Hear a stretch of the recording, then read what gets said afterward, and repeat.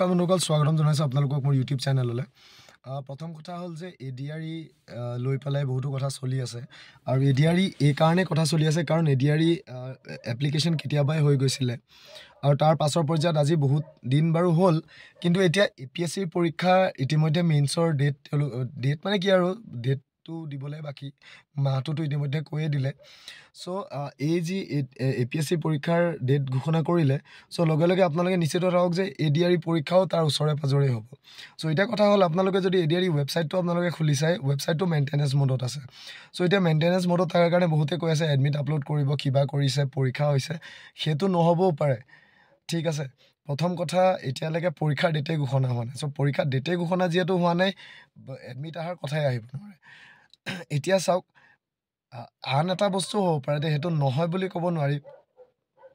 এই যি 10% অতিৰিক্ত নম্বৰৰ কথা কৈছিলে যে ঘৰত চৰকাৰী চাকৰি নাথাকিলে 10%, 10 নম্বৰ বুলি কৈছে, মই 10% বুলিয়ে কৈছোঁ বাৰু, 10% এডিশ্যনেল মাৰ্কছ পাব বুলি কৈছিলে।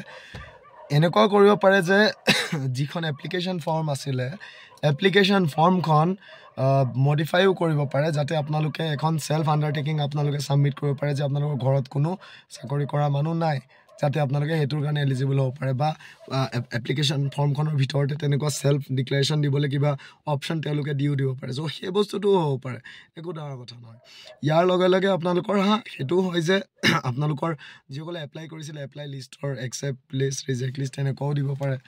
বা ধৰি লওক যিখিনি ভুল হৈছিলে, কিবা ডকুমেণ্ট যদি থাকি গৈছে বা কিবা কৰিব থাকি গৈছে, সেইটো শুদ্ধ কৰিবলৈ এটা এডিট কৰা চান্স এটাও দিব পাৰে বা তেনেকুৱা আৰু বিভিন্ন চ' যিয়ে নহওক, কাম চলি আছে, পৰীক্ষা সোনকালে হ'ব বুলি মই সেই বস্তুটোৱে মই ভাবিছোঁ। এণ্ড সোনকালে কিবা নহয় কিবা এটা আহক বুলি আশা ৰাখিছোঁ। চ' ৱেবছাইটটো একবাৰ আপোনালোকে যদি চোৱা নাই চাই লওক। চ' চাওক, আপোনালোকে যেতিয়া ষ্টেট লেভেল ৰিক্ৰুটমেণ্ট কমিশ্যনৰ সেয়া লাগিলে ক্লাছ 3 পোষ্ট অৰ্থাৎ গ্ৰেড 3 পোষ্টৰ ক্ষেত্ৰতে হওক বা ক্লাছ 4 অৰ্থাৎ গ্ৰেড 4 পোষ্টৰ ক্ষেত্ৰতে হওক,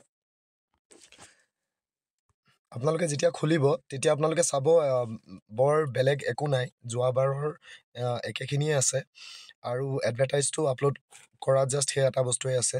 দ্বিতীয়তে আপোনালোকে আবেদন কৰাৰ যিটো পৰ্টেল আছিলে সেইটোৱে আছে। চ' এতিয়া আমি আবেদন কৰা পৰ্টেলটোত যদি আমি ক্লিক কৰোঁ, ইয়াতে আপোনালোকে দেখিব ছাইট আণ্ডাৰ মেইনটেনেঞ্চ বুলি, ছাইট আণ্ডাৰ মেইনটেনেঞ্চ মোড বুলি আছে। অৰ্থাৎ এই ৱেবছাইটটোত কিবা নহয় কিবা এটা কাম কৰি আছে বা তেওঁলোকে ৰিডিজাইন কৰি আছে বা তেওঁলোকে নতুন বস্তু আপলোড কৰি আছে বা যি এপ্লিকেশ্যন আপোনালোকে কৰিছিলে সেই এপ্লিকেশ্যনখনত যদি নতুন কিবা সংযোজন তেওঁলোকে কৰিব বিচাৰে, মানে আপলোড কৰিবলৈ যদি কিবা অপশ্যন তেওঁলোকে দিম বুলি ভাবে, তেনেকুৱা ক্ষেত্ৰতো তেওঁলোকে কৰিব পাৰে। চ' মেইনটেনেঞ্চ চলি আছে। চ' নিশ্চিত থাকক যে সোনকালে কিবা নহয় কিবা এটা আপোনালোকৰ আহিব। এইটো আছিলে ৱেবছাইট, আপোনালোকে দেখিলে যে মেইনটেনেঞ্চ চলি আছে, দুদিনমান হ'ল। হয়তো এপ্লিকেশ্যন ফৰ্মখনৰ ওপৰতে কাম কৰি থকা হৈছে চাগে। চ' সেইটো পাছৰ পৰ্যায়তহে গম পোৱা যাব আৰু একচুৱেলি কি হৈছে কি নাই হোৱা। বাট ইন দ্য মিন টাইম কাম চলি আছে, পৰীক্ষা হ'বগৈ, আপোনালোকে খালী প্ৰিপেৰেশ্যন কৰি থাকক আৰু সিমানেই কথা।